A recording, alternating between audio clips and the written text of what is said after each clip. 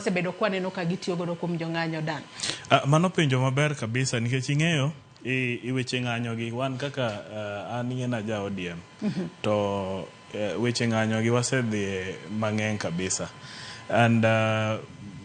mang'eny en gani sama ji odhi ng'anyo Obila jotiyo ka kod excessive force kod jopiny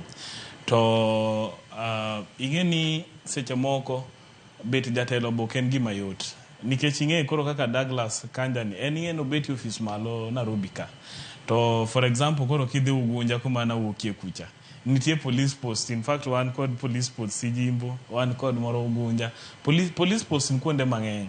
but ing'eyo ni sama police dwa timo gimoro Ugunja en mokwongo pok noromo kata gi Douglas Kanjano to nikech omiyo opportunity to en kod uniform to en gi bunde to en gi pingu onyalo timo gimoro amora like for example kata ni gweng' mana wuokie we have had so many cases ma police nego japiny gidhi dala japiny kata kamoro to gichaka goji to gigaga ng'ato gikawo giteri cell gitocha bng'ano tho to I can tell you ni kata ka bed ni timango kata ipoa kata odhi timango kuma keso no bro chope onge koro seche moko police ma wabe and I think need should start on training sama gi ni skunde ma gibede train no mondo also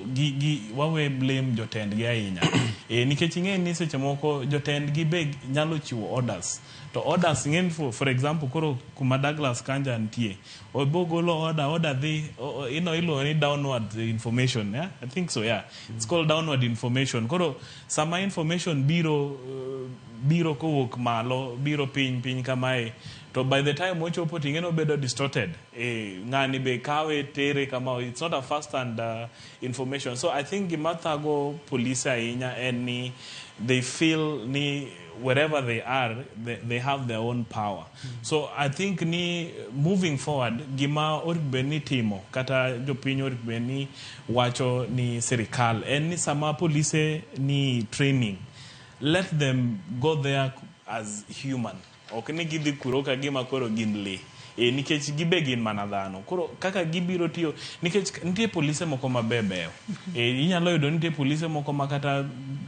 kata ka giyudo ng'at ma chamo yath madho ndhaga jakong'o to gimake gikete gi guide gi rehabilitate giwuoyo kode giwachone ni ng'eyo gimitimo ni rach but nitie moko mabro padi goyi maki negi ng'eyo so sometimes it's not about the IG sometimes it's about an individual as police ma handle that problem at that time for example kata ka nyicha one kod maandamano mar Gen Zs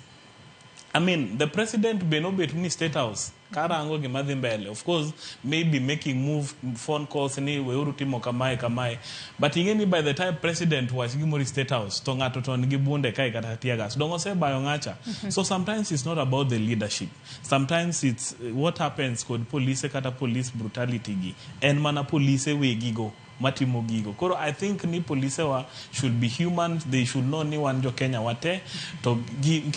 kaka for example kimia thuolo nitie issue moro ma nyathi university mbalariany moro manyicho go bua kaka ni neno ba tiende ne could not work and was a multimedia university and he was crying to that video one nene mana kaka be ang'eni IG kata president onene kosetimre so what can IG kata president do the IG can only now maybe recall police no tiwacho ne ni ng'eyo next time don't do this and that ineno nikech be police no be maybe en frustrated ing'eni seche moko be mana kaka jopuonje seche moko dhi school to ga nyathi school makate giano ogoye nango but it's just because personal frustration so and I think ni it is upon the individual as a police officer to handle a fellow Kenyan kaka ja Kenya wadu it is not about IG because kaka koro nyathi manigoyo cha nyathi cha not imango nyathi cha ne ywak mnara tiche ineno to police mana nikech maybe eno oknado ti police mabodhi school and kaka an relatives modhi school magin police so it's not about nengato but it's about dhano sani piny betek ngato neno ni ing'e no bena nindi oda kata ti abeta beti office to inimia woki station koro ine shida na koro biro goyi to hinyi tingeni kose hinyi to oketho ngima ng'ato. Koro I think ni let police just be human. It is not about the IG is not involved. It should start from the training. Kumagidhiga bede train no. It should start from the training. Nisamai handle Japin kod dignity. Ma is not a terrorist. Koro sami handle Japin kod some dignity and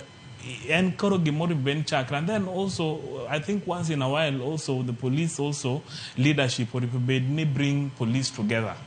Kod Jopiny. Also just to be familiar, mondo gingere. Ingeni seche moko be, dhano boluoro police. Mako ng'ato nenana police kata ki wuothi gweng kata ki wuothi gweng gi mtoka gotieno. To ng'ato konene anena to paro ni police. To wuok mana ng'wech, ineno. Iwuok ng'wech nango, to onge gi mikoso. So aparo ni be luor mabe dhano kata jopiny nigo gi police bor ni rumo. Alafu police dware no olos a personal. Nikech sama utiyo